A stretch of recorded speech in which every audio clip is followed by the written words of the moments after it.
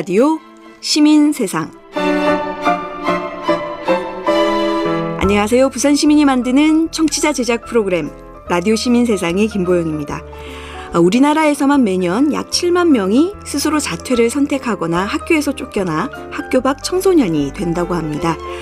이 아이들은 왜 학교 밖으로 나온 것일까요? 배우기 위해서, 또 다른 기회를 갖기 위해서 해방감을 갈망하며 나온 청소년들에게 우리는 학교라는 작은 사회도 못 버틴 아이들이라고 색안경을 끼고 바라보는 것은 아닐까요? 오늘은 학교 생활이라는 한계를 벗어나 다양한 오솔길을 걸어가고 있는 청소년들의 이야기를 들어보겠습니다. 광고 듣고 시작하겠습니다. 사람들은 청소년들이 낮에 교복을 입지 않고 거리를 다니면 남다르게 쳐다본다고 합니다. 학생은 무조건 학교를 다녀야지라는 말을 무심코 내뱉기도 하는데요. 학교를 그만두었다고 하면 왜 자퇴를 하게 되었는지 묻게 되고 뭔가 특별한 이유가 있는 것처럼 단정 짓고 질문을 건네게 됩니다. 자퇴를 한 학교 밖 청소년들은 그런 사람들의 태도에서 편견을 많이 느낀다고 하는데요. 오늘은 자퇴생을 너무 특별하게 보지 않았으면 한다는 마음으로 자신들의 이야기를 나눠줄 청소년들을 모셔봤습니다. 청소년 지원센터 꿈드림에서 지원받고 시네플러스 유튜브 영화 제작 동아리에서 활동 중인 김민상, 박이슬, 최나연 씨, 그리고 꿈드림의 박혜원 선생님 모셨습니다. 안녕하세요. 네, 안녕하세요. 반갑습니다. 네, 제가 앞서 잠깐 소개는 드렸는데요. 각자 소개 부탁드려볼까요? 안녕하세요. 중학교 1학년 때 자퇴하고 유튜브에서 이슬비 채널을 운영하고 있는 자퇴생 크리에이터 박이슬입니다. 네, 저는 고등학교 1학년 때 자퇴하고 현재 자퇴 1년 차인 김민상입니다. 저는 자퇴한 지 2달 정도가 됐고요. 메이크업 아티스트가 되고 싶은 최나연입니다. 네, 저는 해운대 청소년지원센터 꿈드림에서 청소년 지도를 맡고 있는 박혜윤이라고 합니다. 네, 자퇴를 했다고 하면 제일 많이 받는 질문이 왜 학교를 그만두었는지라고 하는데요. 저 역시도 그 질문부터 하게 되네요. 어떤 이유로 학교를 그만두시게 되셨나요? 보통 자퇴를 했다고 하면 뭔가 특별한 이유가 있다고 생각하시는데요. 물론 재능이 있는 사람들이 자신의 꿈을 위해서 자퇴를 하는 경우도 있어요. 하지만 저는 사실 거창한 이유가 있는 게 아니고 학교하고 집에 와서 문고리를 딱 잡는 순간 생각했어요. 자퇴를 해야겠다 하고. 그때 많이 힘들었었거든요. 그래서 바로 부모님께 그날에 들어가서 말씀을 드렸어요. 자퇴를 하고 싶다고요. 다행히 부모님께서 동의하시고 학교를 안 가게 되었죠. 저는 원래부터 공부하는 걸 좀 싫어했어요. 네. 학교에 공부하러 가기보다는 이제 친구들 만나서 놀기 위해서 좀 다닌 그런 게 있었거든요. 그렇게 놀다 보니 중학교 성적은 되게 일단 안 좋아졌죠. 내신이. 그래서 고등학교도 집에서 되게 멀리 떨어진 곳에서 배정받고 고등학교 진학 자체를 포기하려 했었는데 제가 부모님께서 이제 결국엔 또 심하게 반대를 하셔가지고 일단 한번 가보고 결정하고 안 그래도 다니기 힘들었는데 학교도 너무 멀고 공부할 분위기도 아니고 뭐 그냥 학교가 다니기 싫었던 것 같아요. 저는 중학교 2학년 때부터 학교를 그만두고 싶었어요. 저는 사람 간의 연대감을 정말 중요하게 여기는 사람인데요. 학교에서 한 번도 그런 감정을 못 느꼈었어요. 그냥 왕따가 되기 싫어서 친구를 사귀는 거죠. 친구끼리 서로 친밀감을 느껴서 관계 맺는 게 아니라서 인간관계의 진실성을 느끼지 못했어요. 자존감도 많이 떨어지고 힘들게 중학교 생활을 버텼는데 막상 고등학교를 가니까 더 나빠지더라고요.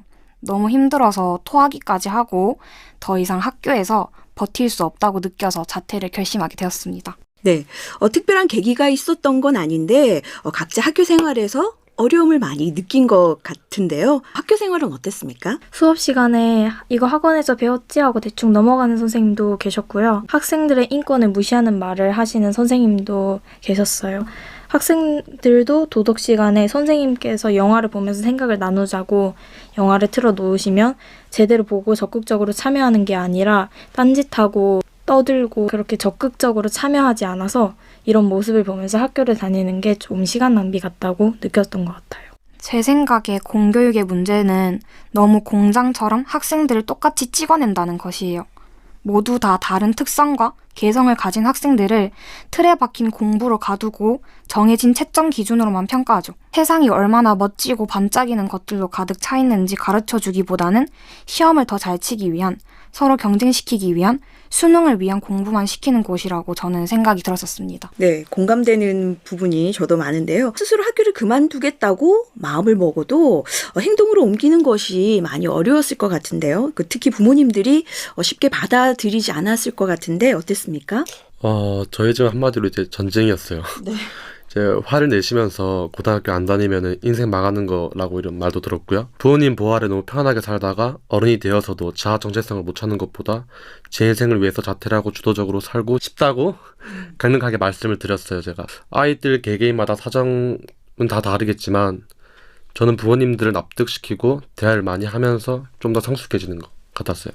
저희 부모님은 저의 생각에 쉽게 동의해 주셨어요.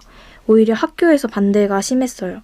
중학교 때 자퇴를 했는데 정확히 말하자면 자퇴가 아니고 정원의 관리 대상자로 유예 처리가 된 건데 중학교까지는 의무 교육이라서 선생님들께서도 중학교에서 자퇴가 가능한지조차 모르고 계셨어요. 오히려 제가 처리되는 방법을 선생님들께 가르쳐 드린 것 같고 학교가 만들어진 이후로 이런 학생이 한 명도 없었다면서 선생님들께서 좀 저한테 많이 뭐라고 하셨어요. 자퇴는 그렇게 쉬운 게 아니고 지금까지 자퇴한 사람은 한 명도 없었고 앞으로도 없을 거라고 그렇게 반대하시니까 저희 부모님이 학교에서 상담을 하시고 학교의 일방적인 태도에 제가 혼자 공부하는 게 차라리 낫겠다고 하시고 이제 6개월 무단 결석을 한 다음에 유예가 되면서 자퇴 처리가 되었어요. 네, 스스로 결정을 내리고도 주변의 동의를 얻기까지 쉬운 일이 아니었던 것 같은데 그럼 지금은 어떻게 생활하고 있습니까? 저는 이 검정고시를 공부할 때 제 인생에서 처음으로 공부라는 걸 해봤던 때였어요, 그때가. 학교 안에서는 이제 선택이라는 걸 하기 힘들잖아요. 학교가 정한 공부만 해야 되고 하지만 학교 밖으로 나오면은 이제 자신이 자기 길을 선택할 수 있게 되잖아요. 공부뿐만이 아니라 자신이 앞으로 무엇을 할지 선택할 수 있다는 게 그게 자퇴의 최고의 장점이라고 저는 생각합니다. 저는 자퇴 후 첫 일주일은 학교를 안 가도 되는 건가 하면서 좀 많이 불안해했었는데 그 다음부턴 저만을 위한 시간이 많이 늘어나고 영상 촬영하고 편집하는 시간들도 많아지니까 잠깐이라도 제가 원하는 삶을 살 수 있어서 너무 행복했던 것 같아요. 1년 동안은 가족 여행도 다니면서 많이 놀다가 올해 초반에 공부를 해야겠다는 생각이 많이 들었어요. 그래서 열심히 공부해서 중졸 검정고시를 고득점으로 합격하고 제가 잘할 수 있는 중국어 수업도 다니고 인터넷 강의도 듣고 우연한 기회로 꿈드림 센터까지 오게 됐어요. 정말 다양한 세상을 경험하는 것 같고 너무 즐거운 것 같아요. 네, 자신의 삶을 아주 열심히 살아내고 있는 모습이 참 보기 좋은데요. 여러분은 모두 꿈드림 지원센터 시네플러스 유튜브 영화 제작 동아리 활동을 하고 계시죠? 그럼 박혜윤 선생님, 그 꿈드림은 어떤 곳인지 소개 부탁드릴까요? 네, 해운대구 청소년 지원센터 꿈드림에서는요, 자퇴한 청소년이 학업을 이어갈 수 있도록 학업 지원과 취업 지원, 또 직업 훈련 연계, 또 건강 지원 등을 여러 가지 하고 있어요. 학교 밖 청소년들이 또 자기 개발을 할 수 있도록 다양한 프로그램들도 제공하고 있고요. 네, 학업 중단 이후에 자기에게 맞는 진로 설정과 또 스스로 의미 있게 일상생활을 꾸려나가도록 다방면으로 도와주고 있습니다.